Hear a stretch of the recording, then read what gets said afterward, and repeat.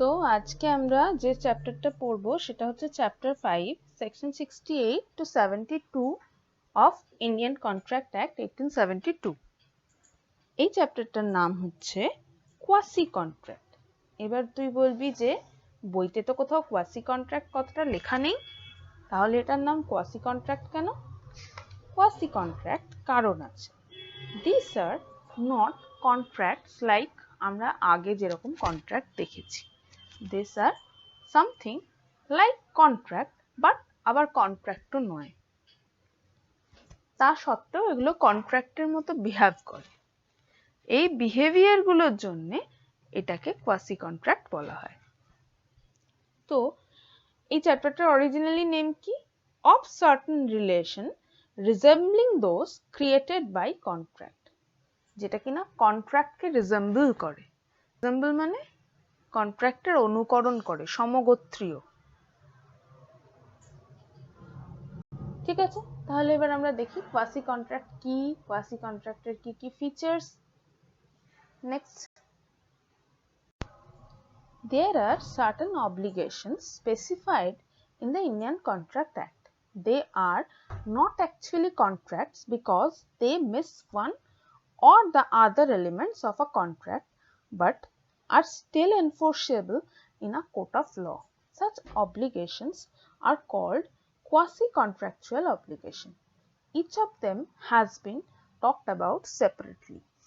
তাহলে কি বলছে যে এগুলো not actually contracts, actually contract নয়, because they miss one or the other elements of contract. তাহলে কোন এলিমেন্টস গুলো? যেগুলো কন্ট্রাক্টের এসেনশিয়াল হিসেবে আমরা পড়েছিলাম সেকশন 10 এ, সেই এলিমেন্টস গুলো এরা মিস করছে, কিন্তু still enforceable in a court of law. Court of law সেগুলোকে স্টিল এনফোর্সেবল বলছে, এনফোর্স করা যাবে। তাহলে এটা একটা one of the vital element কন্ট্রাক্টের সাথে সিমিলারিটি হওয়ার। তাহলে সেই জন্য এগুলো কোয়াসি কন্ট্রাকচুয়াল অব্লিগেশন ক্রিয়েট করে, কন্ট্রাক্টের মতো কিছু অব্লিগেশন। এগুলো সেকশন 68 থেকে 72 তে ডিসকাস করা আছে। তাহলে এগুলো কিভাবে অ্যারাইজ করছে, কোন কোন সিচুয়েশনে অ্যারাইজ করছে, এগুলো আমরা একটু দেখে নিই। কন্ট্রাক্টে ঢোকার আগে আমরা একটা ছোট্ট করে দেখে নিই কোয়াসি কন্ট্রাক্টে ঢোকার আগে যে কন্ট্রাক্ট আর কোয়াসি কন্ট্রাক্টের কি কি ডিফারেন্সেস। তাহলে আমাদের একেবারে ক্লিয়ার হয়ে যাবে যে কোয়াসি কন্ট্রাক্টটা কেন quasi. Contract results from the will of the parties expressed with a view to create an obligation. তাই তো? ঠিক, দুজন পার্টি স্বেচ্ছায় নিজেদের অব্লিগেশন ক্রিয়েট করার জন্য মুন্ডি নাড়লো, মাথা নেড়ে হ্যাঁ বললো, এগ্রিমেন্ট হলো, hence agreement enforceable by law হলো, তাহলে হলো কন্ট্রাক্ট। কিন্তু কোয়াসি কন্ট্রাক্ট কি? is not a contract at all but merely a legal fiction. It cannot be used when full-fledged contract exists. কন্ট্রাক্টের মতো কিছু, কিন্তু not at all contract, contract নয়। এখানে কোনো দুটো পার্টি নিজেদের মধ্যে এগ্রি করছে না বা কিছু, কিন্তু enforceable by law, still enforceable by law. Next, contract is an agreement. Quasi contract there is no agreement. এগ্রিমেন্টই যেখানে নেই সেখানে কি কন্ট্রাক্ট হচ্ছে? হচ্ছে না। তাহলে সেখানে কি হচ্ছে? Quasi contract, contract like something. It has certain essential elements কন্ট্রাক্টের ক্ষেত্রে, আর কোয়াসি কন্ট্রাক্টের ক্ষেত্রে essential for formation of a contract are absent. Contract form করার জন্য যাতে এসেনশিয়াল থাকা দরকার সব নেই, they are absent, some points are absent. কন্ট্রাক্টে it is a full-fledged contract and it is binding. Contract হলে it is binding, আমরা জানি কি প্রিন্সিপাল? প্রমিসরি এস্টপল বা এস্টপল। কিন্তু quasi contract is not a full-fledged contract, কিন্তু enforceable by law যেহেতু, তাই জন্য এটাও বাইন্ডিং। ঠিক আছে, ওকে, লেটস ইমাজিন, কিছু একটা ইমাজিন করি। কি ইমাজিন করব? Imagine a situation when someone else Amazon package with its payment already done is left at your door. কি হয়েছে যে সৃজার অ্যামাজনের একটা অর্ডার ছিল, সেই অর্ডারটা যেটা সৃজা অলরেডি প্রি পেমেন্ট করে দিয়েছে, পেমেন্ট হওয়ার পর যেটা আসার কথা, কিন্তু অ্যামাজন পার্সেলটা সামহাউ মধুরিমার কাছে চলে গেছে। তো do you become all excited and say, yay, free gifts, or do you make an effort to find the owner or return the package? Madhurima কি করবে? খুব আনন্দ করে, ইয়ে আমার কাছে ফ্রি গিফট এসছে, অ্যামাজন আমাকে গিফট পাঠিয়েছে বলে সেটা নিয়ে নেবে, নাকি সেই পার্সেলটা কার সেটা খোঁজার জন্য একটা মিনিমাম এফোর্ট দেবে, সেইটা খুঁজে তাকে ফেরত দেবে? What will be your liability? এই লায়াবিলিটিটা কে ডিসাইড করবে? ডিসাইড করবে কোয়াসি কন্ট্রাক্ট। কোয়াসি কন্ট্রাক্টে এরকম কিছু সিচুয়েশনস আছে যেখানে আমার আর অ্যামাজনের মধ্যে কোনো কন্ট্রাক্ট ছিল না, কিন্তু অ্যামাজন প্যাকেটটা যেহেতু আমাকে দিয়ে গেছে, আমার একটা লায়াবিলিটি অ্যারাইজ করেছে যে আমাকে ওই প্যাকেটটার মালিককে খুঁজতে হবে। তাহলে সেখানে একটা বাইন্ডিংনেস তৈরি হচ্ছে, যেটা enforceable by law. Finder of goods, যে পেয়েছে তাকে খুঁজে অরিজিনাল ওনারকে ফেরত দিতে হবে। তো দিস ইজ কোয়াসি কন্ট্রাক্ট। তাহলে what will be your liability? এই লায়াবিলিটিটাই আমরা এবার পড়ব। Principal of unjust enrichment. Unjust enrichment কথাটার মানে কি? আনজাস্ট মানে যেটা জাস্টিফাইড নয়, যে জিনিসটা আমার পাওয়ার কথা ছিল না সেটা যদি আমি পেয়ে যাই, ইজ দ্যাট জাস্টিফাইড? নয় তো। তাহলে সেই আনজাস্ট যে পাওনাটা ফোকটে পেয়ে যাওয়াটা, that is principle of unjust enrichment. এটার যে প্রিন্সিপালটা সেটার মানে হচ্ছে no man should grow rich out of another person's loss. অন্যজনের লসে আমি বেনিফিটেড হব না। ল্যাটিন টার্মটা হচ্ছে বা ল্যাটিন ম্যাক্সিমটা হচ্ছে নেমো ডেবেট লোকুপেটরি এক্স অ্যালিয়েনা জাকচুরা। তাহলে therefore liability in the case of quasi contractual obligation is based on the principle of unjust enrichment.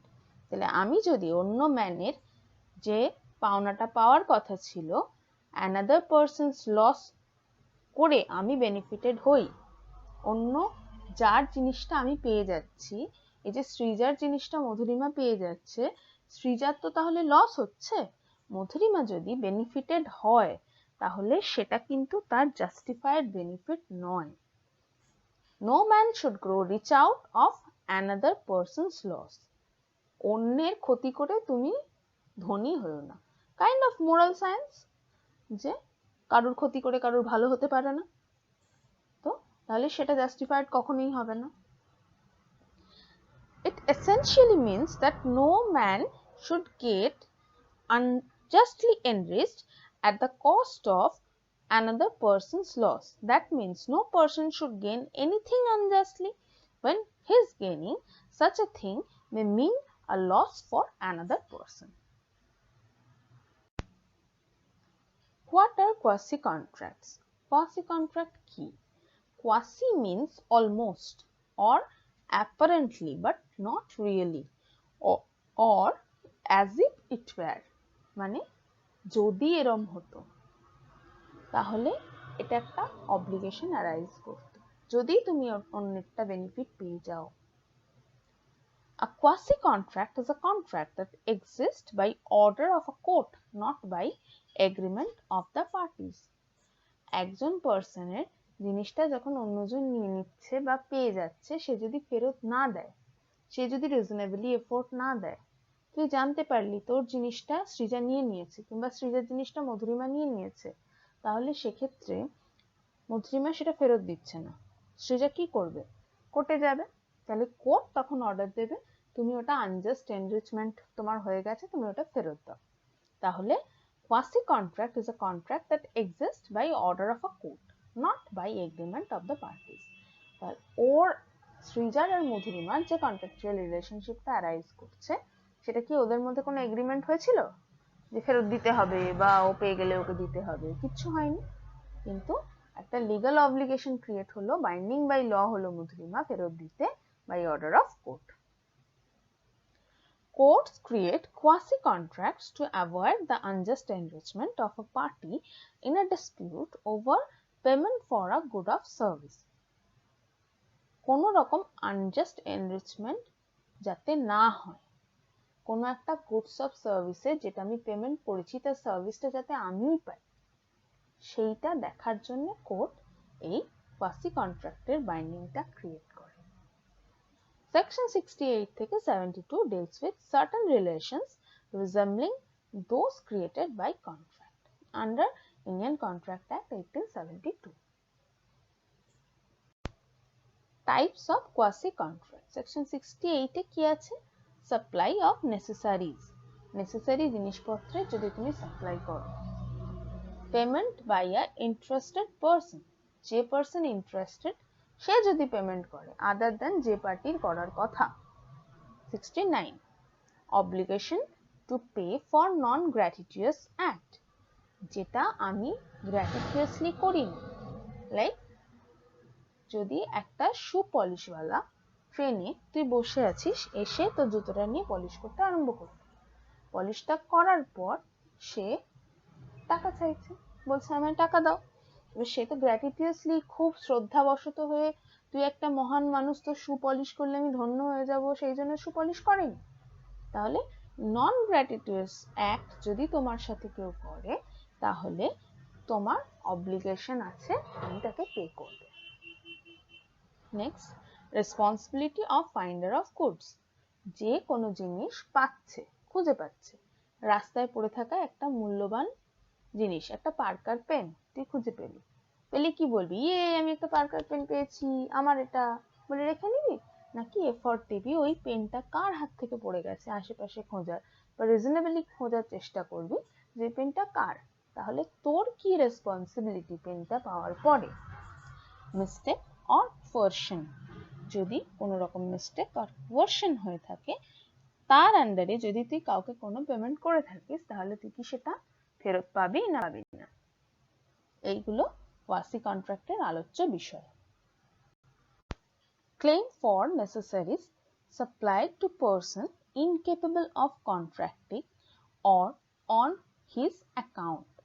যদি কোনো পারসন কন্ট্রাক্ট করতে সক্ষম নয় সেরকম কোনো মানুষ, তার সাথে যদি কোনো রকম নেসেসিটিস গুডস সাপ্লাই করা হয় তাহলে সেক্ষেত্রে সেই যে টাকাটা তার জন্য খরচ হয়েছে সেটাকে আমি ফেরত পাবো না পাবো না? Section 68. If the necessaries for a person who is incapable of contracting. কে হতে পারে who is incapable of contracting? আমরা পড়েছি মাইনার আর ইডিয়েট আর mentally disabled person, এরা or of the dependents of such person are taken care of by someone, বা এদের কোনো ডিপেন্ডেন্টস যারা এদের দ্বারা টেকেন কেয়ার হওয়ার কথা।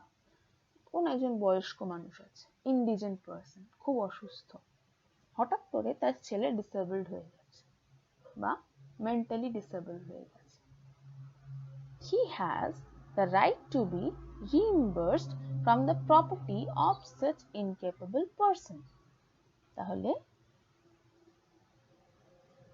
যদি সেই ইনকেপেবল প্রপার্টি থেকে, ইনকেপেবল পারসন যে, তার প্রপার্টি থেকে তার রাইট আছে ওই টাকাটা ফেরত পাওয়ার। Although the word necessaries has not been specifically been defined in the Act, it is impliedly clear that it means the necessaries to sustain life, basic things like food, clothing, education, etc.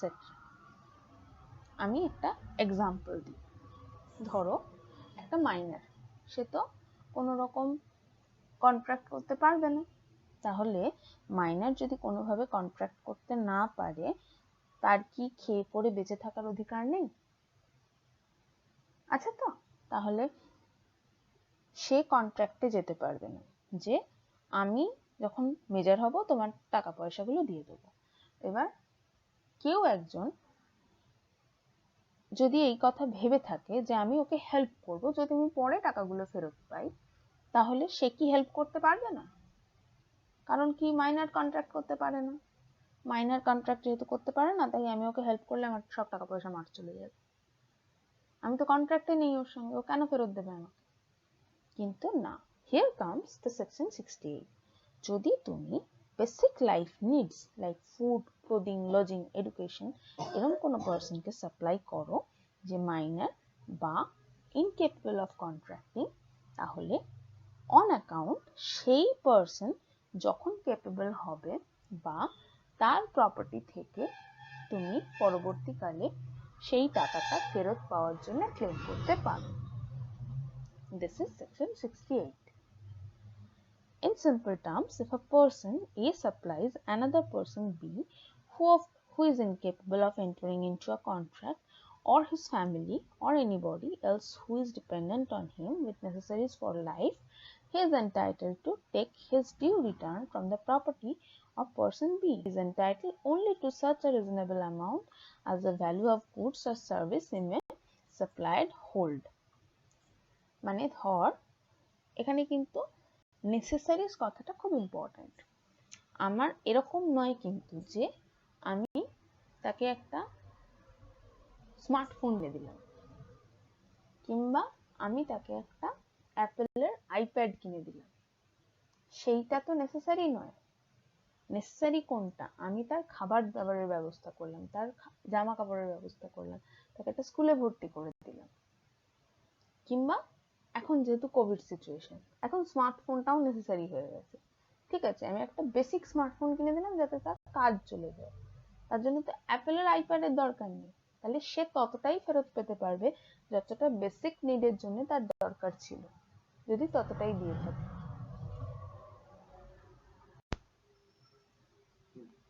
বেশ, a person who is interested in the payment of money which is another is bound by law to pay and who therefore pays it is entitled to be reimbursed by other.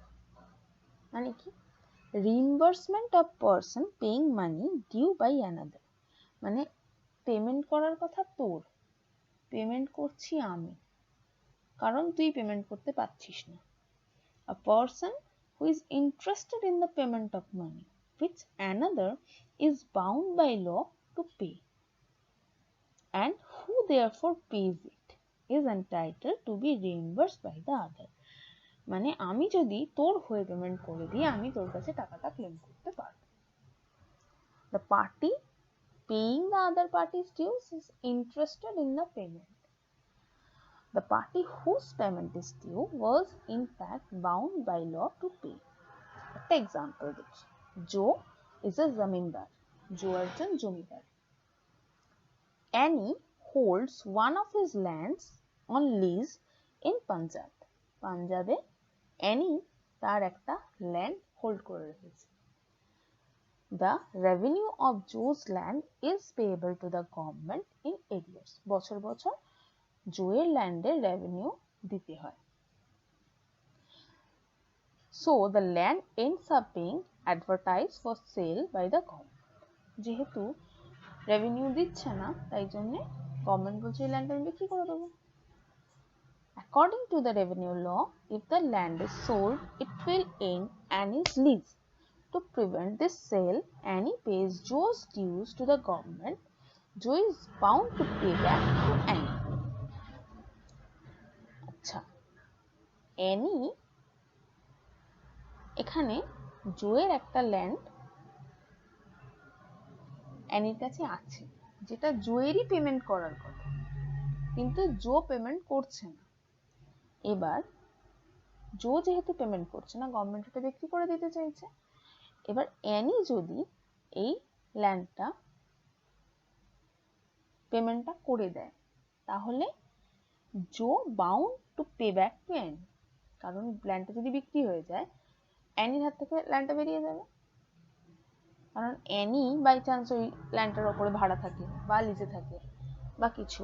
একজন যখন ভাড়া থাকে তার তো property tax দেওয়ার কথা নয়, সে শুধু টেনেন্টকে টাকাটা দেবে, টেনেন্ট হিসেবে টাকাটা দেবে ল্যান্ডলর্ড। এবার ল্যান্ডলর্ডের কথা হচ্ছে বাড়ির মানে জমির দলিল ফলিল ঠিক রাখা বা ট্যাক্স দেওয়া, সমস্ত কিছু খাজনা দেওয়া, সবকিছু দেয়া। সে যদি না দেয়, না দিলে তো এবার গভর্নমেন্ট বিক্রি করে দেবে। এবার গভর্নমেন্ট যদি বিক্রি করে দেয় ভাড়াটে কোথায় যাবে? ভাড়াটা উচ্ছেদ হয়ে যাবে। এবার ভাড়াটে যদি সেই পেমেন্টটা করে দেয় যেটা ল্যান্ডলর্ডের করার কথা, তাহলে ভাড়াটে কি ফেরত পেতে পারে? পেতে পারে। কারণ কি? Who is bound to pay back to any, ফেরত পাবে, কারণ ওই প্রপার্টিটায় আমি ইন্টারেস্টেড, ওই পার্টিকুলার প্রপার্টিটায় আমি ইন্টারেস্টেড। ওই প্রপার্টিটা যে পেমেন্টটা তুমি সেটা করতে বাধ্য, মানে ট্যাক্স দিতে তো তুমি বাধ্য, তাই তো? এবার ট্যাক্সটা যদি তোমার বদলে আমি দিই তাহলে তুমি সেই ট্যাক্সের টাকাটা ফেরত দিতে আমি বাধ্য। বোঝা গেছে? Clear? Section 70. Obligation of a person enjoying the benefit of the Non-Gratuitous Act. Non-Gratuitous Act মানে আমি শ্রদ্ধা পরবশত হয়ে যেটা করিনি, that is Non-Gratuitous Act. Gratuitous মানে আমি এটা গ্র্যাটিটিউড নিয়ে করছি, আমি খুব ভালোবেসে কাউকে কিছু একটা করে দিচ্ছি, আমি তো তার জন্য টাকা চাইবো না। কিন্তু আমি যদি একটা জিনিস করে দিই যেটা আমি গ্র্যাটিটিউডলি করছি, তাহলে আমি সেটার জন্য টাকা চাইবো। Where a person lawfully does anything for another person or delivers anything to him, not intending to do so gratuitously, আমি সেটা খুব শ্রদ্ধা ভালোবাসা থেকে কৃতজ্ঞতা বশত তোমায় দিইনি, lawfully দিয়েছি। And such other person enjoys the benefit thereof, যেটা দিয়েছি সেটা তুমি খুব ভালোভাবে ইউজ করছো, এনজয় করছো। The latter is bound to make compensation to the former in respect of or to restore the thing so done or delivered. যে জিনিসটা দিয়েছি either তুমি সেটা টাকা দাও or জিনিসটা ফেরত দাও। একটা উদাহরণ, A Amazon package delivered to the wrong address. মৌলির ধর, আমার পাশের বাড়িতে যে মৌলি থাকে ওর অ্যামাজনের ডেলিভারিটা আমার বাড়িতে চলে এসেছে। Amazon grocery. A pack of chocolate chip cookies that you ate soon as they arrived. যেমনি এসছে দেখেছি আরে বাবা চকলেট চিপস কুকিজ, খপ খপ করে খেয়ে নিয়েছি। You are liable to compensate the actual owner of the package. তাহলে সেই প্যাকেটের দামটা আমায় ওকে দিতে হবে, কারণ ওটা আমি লফুলি ডেলিভার্ড হয়েছিল আমার কাছে, আমি তার ওনারকে না খুঁজে সেটা খপ খপ করে খেয়ে ফেলতে পারি না। যদি খেয়ে ফেলে থাকি সেটা তো আর মানে ইদার তাকে হাগু দিতে হয়, নইলে তাকে পেট কেটে বের করে দিতে হয়, দুটোর একটাও যখন দেওয়া সম্ভব না তাহলে আমাকে টাকা দিতে হবে। Responsibility of finder of goods. Section 71. It says that when any person finds a lost good belonging to another person and takes those goods into his custody, the finder of lost good is subject to act as the bailee to the real owner of that good, and he has the same responsibility as a bailee towards the real owner of the good. এবার বেলি মানে কি? বেলমেন্ট আমরা next পড়ব, যখন second সেমের পড়াশোনা করব তখন আমরা বেলমেন্ট পড়ব। তো এখন একটা এক্সাম্পল দিয়ে বুঝি যে অ্যাকচুয়ালি এটা হয় কি। Section 71 example. Sarah finds a diamond ring lying on the floor in a shop. এই যে তলায় যে ডায়মন্ড রিংটা এটা পড়ে আছে, এটা সারা কুড়িয়ে পেয়েছে একটা দোকান থেকে। কোথা থেকে? তানিস্ক থেকে। She picks it up and keeps it in her safe position. ওটা হারিয়ে যেতে পারতো, চুরি হয়ে যেতে পারতো, তো সারা ওটা কুড়িয়ে নিল, কুড়িয়ে নিজের পকেটে সেফ পজিশনে রাখলো। Sarah makes all reasonable efforts to find the true owner of the diamond. Sarah খুব ভালো করে যতভাবে খোঁজা যায় true owner of the diamond ring খুঁজলো. The diamond actually belonged to Nadia. Diamond ringটা actually belonged to Nadia. Sarah has the right to hold the possession of diamond against all the world except Nadia and is supposed to make reasonable efforts to find her and return it to her. Sarah ওই diamond রিংটা নিজের কাছে রাখার অধিকার রয়েছে as a বেলি. সারা এখানে বেলি, বেলমেন্ট অফ গুডসে বেলি মানে পেট নয় বা ভুঁড়ি নয়, বেলি যেটা কিনা গুড বেলমেন্টে বেল করে রাখা হয়. তো সারার এখানে অধিকার রয়েছে অ্যাকচুয়াল ওনারের মতো এই জিনিসটা টেক কেয়ার করবে এবং অ্যাকচুয়াল ওনারকে ঠিক সময় ঠিকভাবে জিনিসটা ফেরত দেবে এবং রিজনেবল সমস্ত এফর্ট দিয়ে তাকে খোঁজার চেষ্টা করবে. In this case, Nadia will have to pay the compensation for all the loss suffered by Sarah in finding her. এবার সারা 5 দিন ধরে খুঁজেছে নাদিয়াকে, ঠিক আছে? 5 দিন ধরে খুঁজতে তার সময় নষ্ট হয়েছে. সারা হয়তো একটা ফার্মে জব করতো, তাহলে সেই 5 দিনের মাইনে কাটা গেছে সারার. সেই 5 দিন ট্রান্সপোর্টেশন কস্ট হয়েছে সারার $5, প্রত্যেক দিন $1 করে. তাহলে নাদিয়া যখন সারাকে পাবে, রিংটা পাওয়ার সঙ্গে সারা যা যা লস হয়েছে সেই পেমেন্টগুলো সারাকে করতে বাধ্য. 5 দিনের বেতন দেবে, যে ট্রান্সপোর্ট কস্ট হয়েছে সেটাও দেবে, ঠিক আছে? তো here is the last section of this chapter, quasi contract. Section 72, liability of person to whom money is paid or thing delivered by makes mistakes or under coercion. যদি coercion বা mistake করে তোমাকে কোনো টাকা দেয়া হয়, আমি ভুল করে তোকে টাকা দিয়ে ফেলেছি, কিংবা আমাকে কেউ ভয় দেখিয়েছিল তাই আমি তোকে টাকা দিয়ে ফেলেছি, তো সেক্ষেত্রে তুই কি আমার টাকাটা ফেরত দিবি? তুই দিতে বাধ্য? Yes, you are liable. A person to whom money has been paid or anything delivered by mistake or under coercion must repay or return it. Must. Aristotle and Dante share a flat and contribute in half for rent to be paid. Aristotle, Dante দুজন একটা ফ্ল্যাটে থাকছে এবং half half করে rent share করছে, ঠিক আছে? Aristotle, without knowing that Dante has already paid the due rent to the landlord in whole, pays again to the landlord. Aristotle জানতো না যে দান্তে অলরেডি পুরো টাকাটাই ল্যান্ডলর্ডকে দিয়ে দিয়েছে, তো ও ল্যান্ডলর্ডকে আবার টাকা পাঠিয়ে দিয়েছে, জিপে করে দিয়েছে, ঠিক আছে?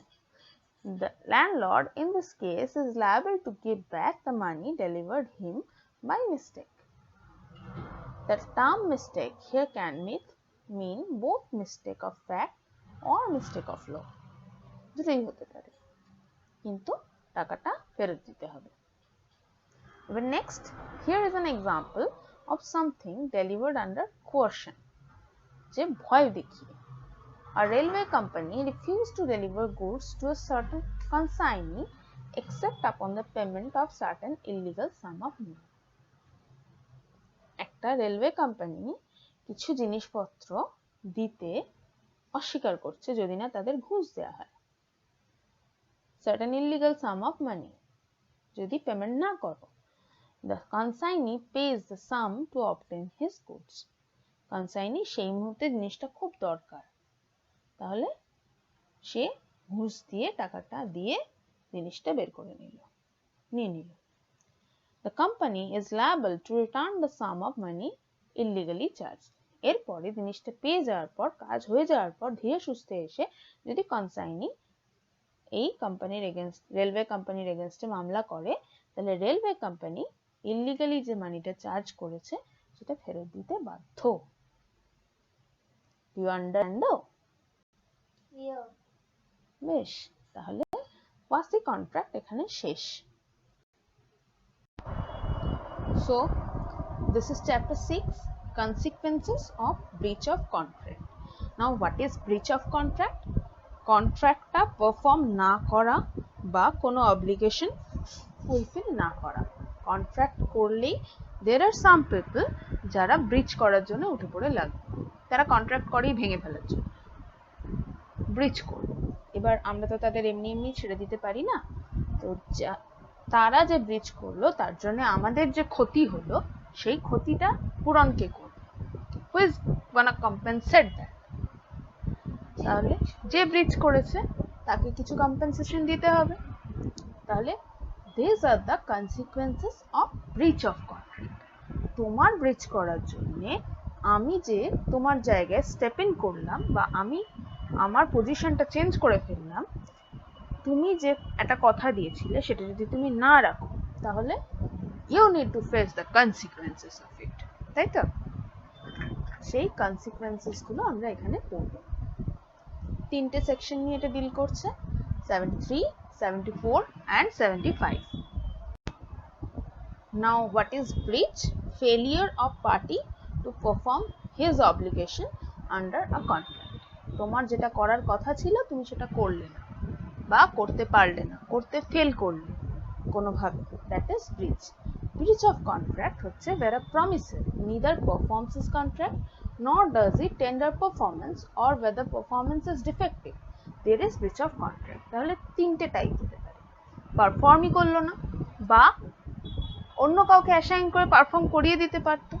আমার বাড়িতে কেউ একজন রেগুলার বেসিসে আমার হাউসহোল্ড হেল্প করে, ঠিক আছে, তো তিনি আসছেন না, তিনি একজনকে তার রিপ্লেসমেন্ট দিয়ে যান, কিন্তু তুমি যদি সেটাও না করো, টেন্ডার পারফরমেন্স করলে না, তুমি তোমার পারফরমেন্সটা অন্য কাউকে দিয়েও করালে না, আর where the performance is defective, তোমার এশিয়ান পেইন্টস দিয়ে রং করার কথা ছিল, তুমি করে দিলে এশিয়া পেইন্ট দিয়ে।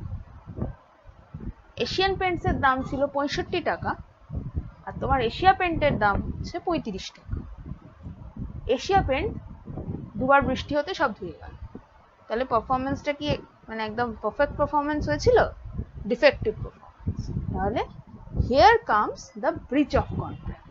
তুমি যে কন্ট্রাক্টটা ঠিক করে পারফর্ম করোনি তার জন্য তোমাকে কি শাস্তি দেওয়া হবে, বা আমি যে লসটা তোমার জন্য ফেস করেছি তুমি তার জন্য কিভাবে কম্পেনসেট করবে। Breach can be of two types, একটা হচ্ছে অ্যাকচুয়াল ব্রিচ, একটা হচ্ছে অ্যান্টিসিপেটরি ব্রিচ। অ্যাকচুয়াল ব্রিচ কি? যেটা হয়ে গেছে অলরেডি, যে ব্রিচটা আমি দেখতে পাচ্ছি। আর অ্যান্টিসিপেটরি ব্রিচ কি? যেটা আমি অ্যাজিউম করছি যে হতে পারে, দ্যাট ইজ অ্যান্টিসিপেটরি ব্রিচ। হয়নি এখনো ব্রিচটা, বাট আমি অ্যাজিউম করছি যে ইট মাইট পসিবল। আমার 5 তারিখে তোমার সাথে একটা অ্যাপয়েন্টমেন্ট আছে, যে অ্যাপয়েন্টমেন্টটায় তুমি আমার কাজটা করে দেবে, কিন্তু আমি 4 তারিখে জানতে পারলাম তুমি 3 তারিখেই লন্ডন চলে গেছো, তো তোমার পক্ষে কোনোভাবেই 5 তারিখে আসা সম্ভব নয়। দো পারফরমেন্সটা 5 তারিখে, আমি যখন বুঝতে পারছি যে তুমি আসবেও না আমার কাজটাও করবে না, দ্যাট ইজ অ্যান্টিসিপেটরি ব্রিচ। মানে আমি আগে থেকেই জেনে গেছি যে তুমি আমার কাজটা করে দেবে না, this is anticipatory breach. Anticipatory bail নেয় না, কি জিনিস সেটা?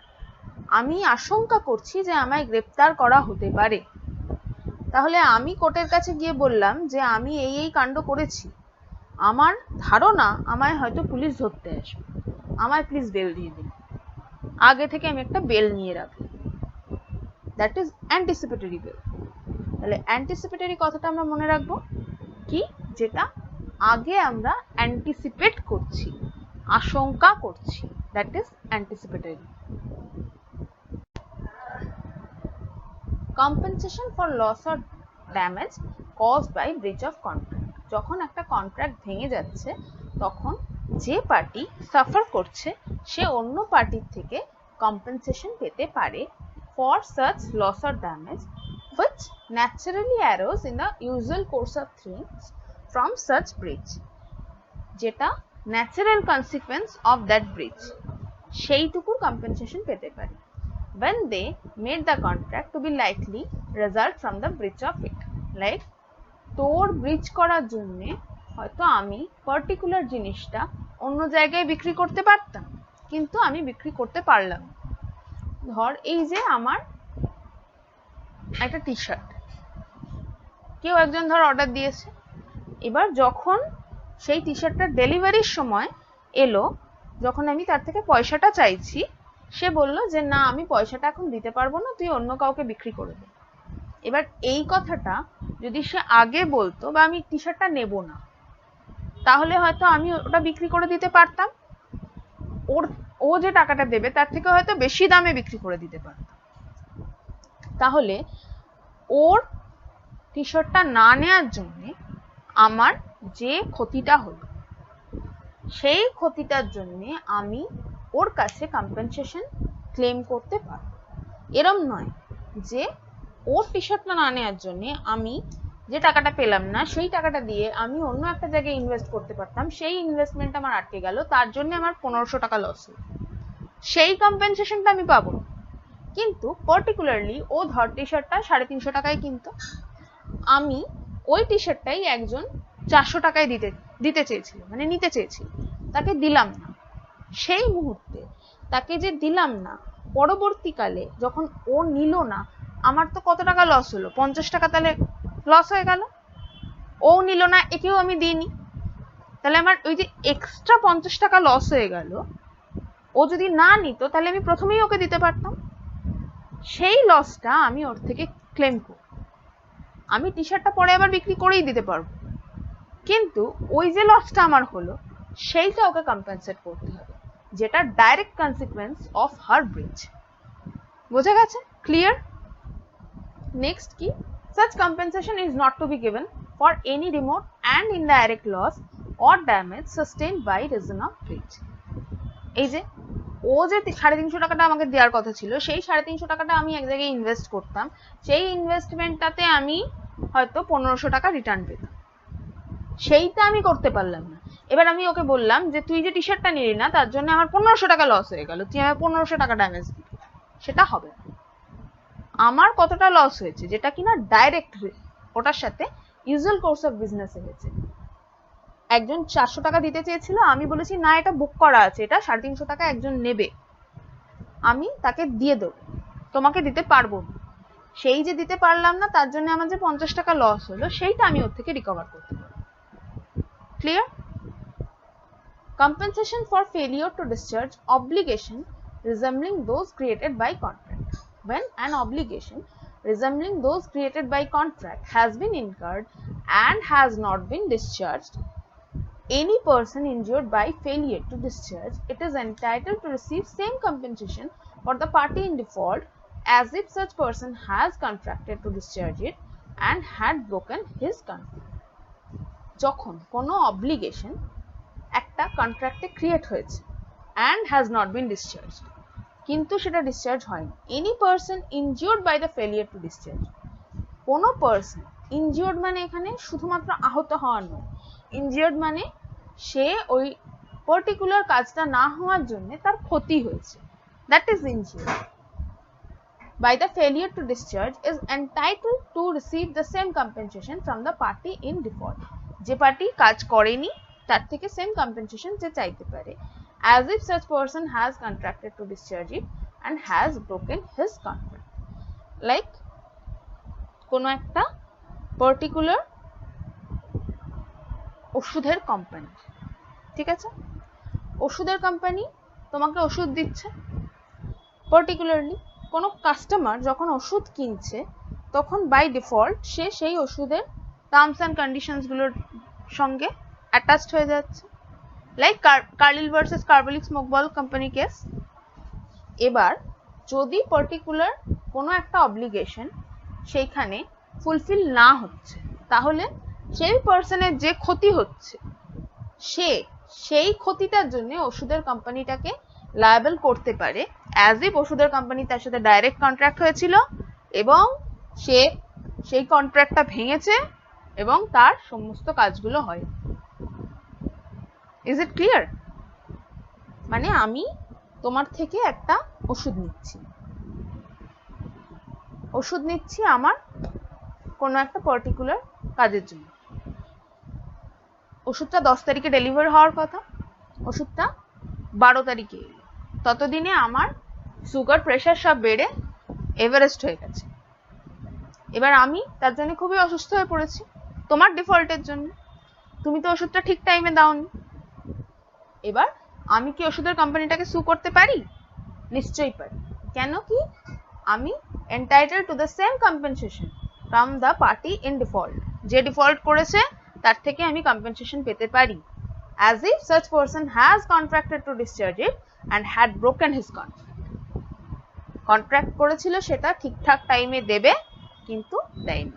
তাহলে অব্লিগেশন থাকলে সেটা পূরণ করার দায়িত্ব তোমার, যদি না করো তোমাকে কম্পেনসেশন দিতে হবে। Explanation. In estimating the loss or damage arising from a breach of contract, the means which existed of remedying the inconvenience caused by non-performance of contract must be taken into account.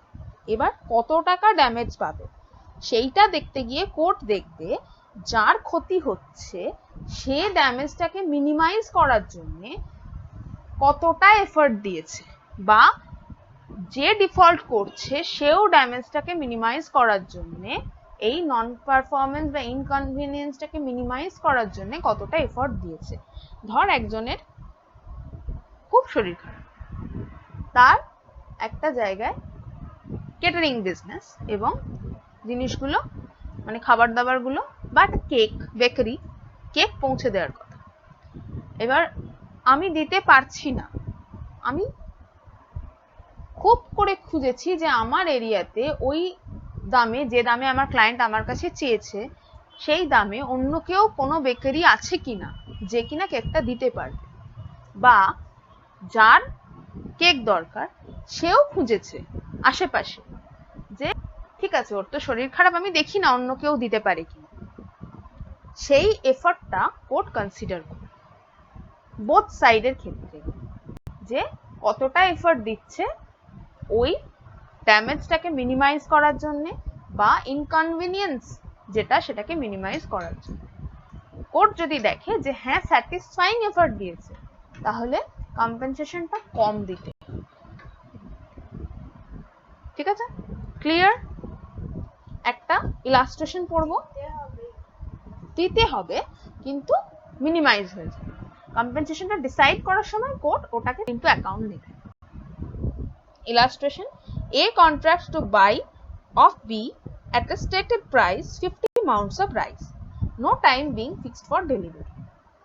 A B এর সাথে contract করলো যে 50 mound rice নেবে, কিন্তু কোনো time fixed for delivery ছিল না, কখন ডেলিভারি করবে সেই টাইম ফিক্সড ছিল না। A afterward informed B that he will not accept the rice if tendered to him. A কিছুদিন পরে বলল ভাই আমি ওই রাইসগুলো নিতে পারবো, আমার কাছে পাঠিও না।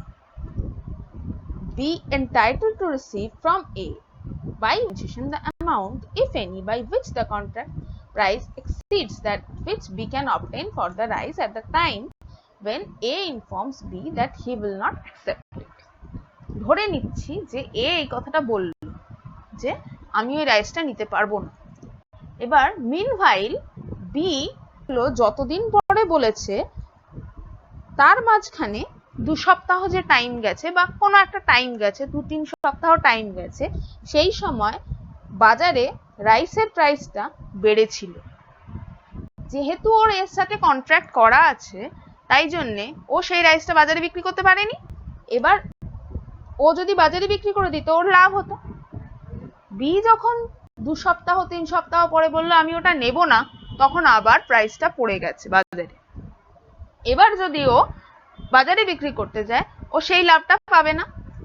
এবার যে ডিফারেন্সটা হলো, ধর রাইসটা 80 টাকা করে বাজারে দাম উঠেছিল, ঠিক আছে, তো ও যখন এর থেকে শুনলো যে ওটা নেবে না, তখন যখন ও বাজারে গেল ও দেখলো রাইসটার দাম আবার পড়ে গিয়ে 70 টাকা হয়ে গেছে কিংবা 60 টাকা হয়ে গেছে।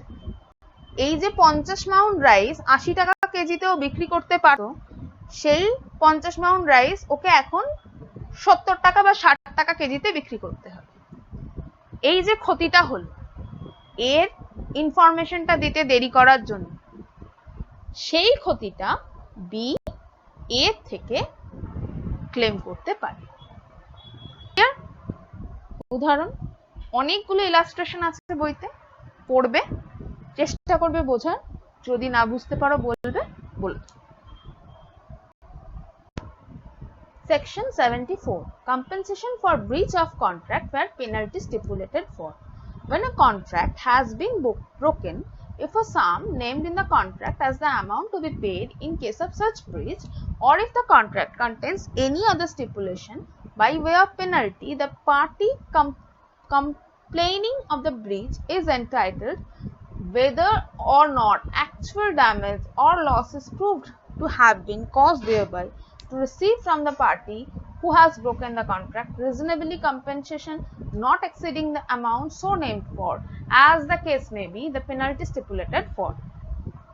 যখন একটা কন্ট্রাক্টে বলা আছে যে যদি ব্রিচ হয় তুমি 100 টাকা পেনাল্টি দেবে, তখন আমি যদি 200 টাকারও ব্রিচ হয় 100 টাকাই ক্লেম করতে পারবো, কারণ লিখিতভাবে কন্ট্রাক্টের টার্মস এন্ড কন্ডিশনসে বলা আছে যে যত টাকা যদি ব্রিচ হয় এত টাকা পেনাল্টি দিতে হবে।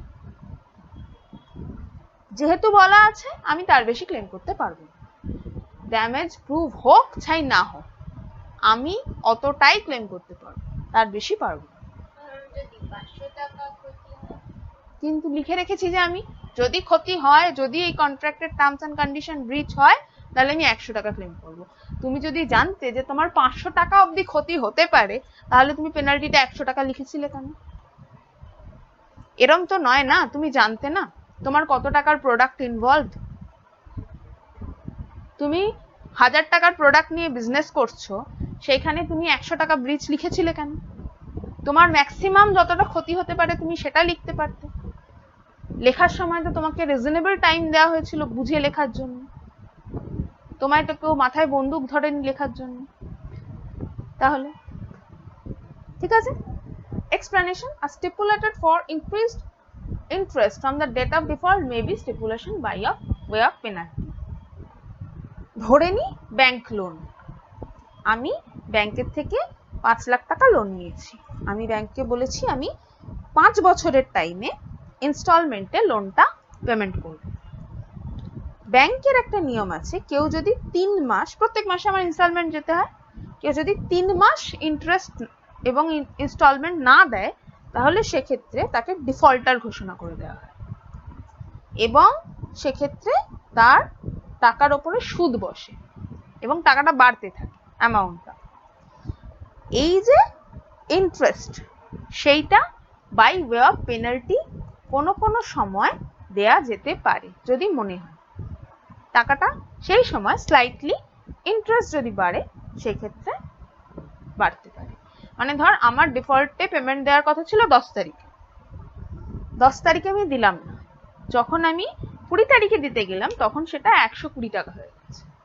100 টাকা 10 তারিখে দেওয়ার কথা ছিল, ইন্টারেস্ট বেড়ে বেড়ে সেটা 120 টাকা হয়ে গেছে, তখন আমি সেইটা ক্লেম করতে পারি।